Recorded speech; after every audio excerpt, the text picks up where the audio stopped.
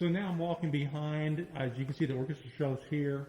It would be folded up and go in this large area, so that makes the stage quite large to be able to do a Broadway show. And I guess, Ed, one of the questions is you've had so many different shows here. What's some of the larger shows that you've had? Lion King dwarfed the stage.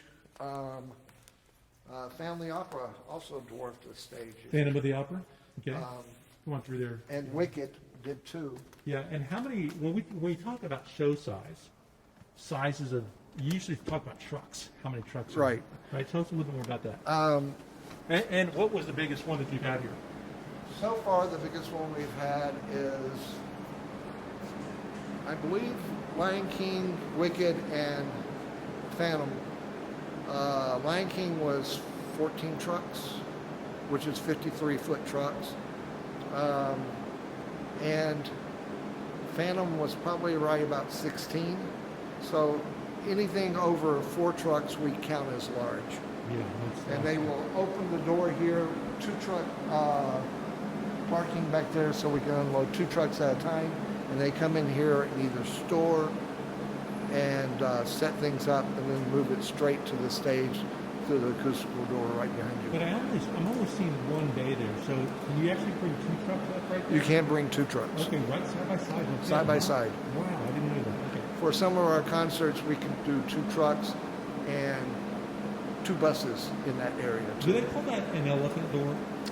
I know Sure. over at the arena, they call one of their Right. doors like an elephant door. Because of the size. Right, exactly. Yeah, we are blessed to have big doors. That makes it easier to get some of the large stuff. Yeah. With Phantom of the Opera, there's a 3-sided set piece that turns. That's 25 foot tall and 13 foot wide. It's one piece. It has to come off the truck straight into the thing. Makes sense. Yeah. So when you look at a technical writer, right, that's what you're using to to ensure that you can actually fulfill the things that are required for that particular show. Correct. And the technical writer is a binding contract, basically. We sign it saying that, yes, we will provide what they want. And it includes everything: labor, electricity, dressing rooms, catering even on some of the shows. And it tells you exactly what they bring in and what is needed. For the bigger shows like Wicked, Phantom, and Lion King, 1 year in advance. We work on some of these shows for two years. They come in, they do a site survey of the building, they take really great drawings, send it back, and then they say, okay, they measure every line set that we have, everything, and then they say, okay, let's just take Lion King, for example, since that's the latest one I've done.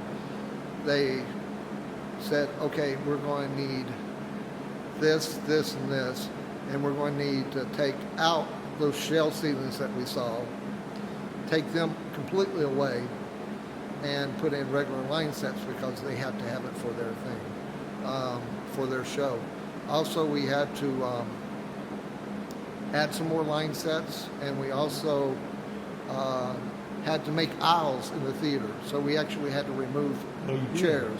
Because don't they do something with the aisles? They come in at the beginning and a couple times during the show. Interesting. Had to remove chairs for the Lion King. Now remind me, as we walk out of here, I'm looking at this wall that has some nostalgia here. I've got over here some autographs. Tell me about that as we kind of walk out. Okay, this is our tag wall, which means that we started it years ago with Stomp, who left us a piece of their garbage can that they used on stage that was used up, and they signed it. And so we just started having things that were left over by the company, or they leave us so we can get on to the building so that we remember when they're here. It's really fun to see a actor come in and go, West Side Story. I was here for West Side Story, and so that we do have it. That's cool. And we have a bunch of those that we left over. Yes, we did have a cow show auction on our stage, We auctioned off about 100 cows and raised about $1 million in that sale. You really moved some money, didn't you?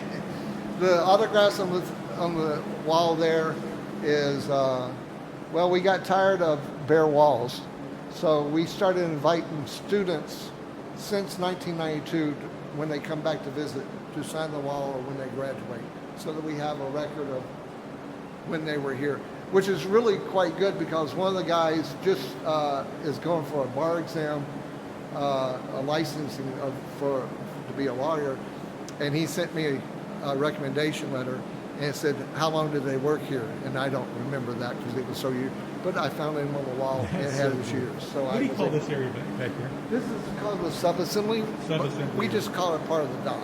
Part of the dock.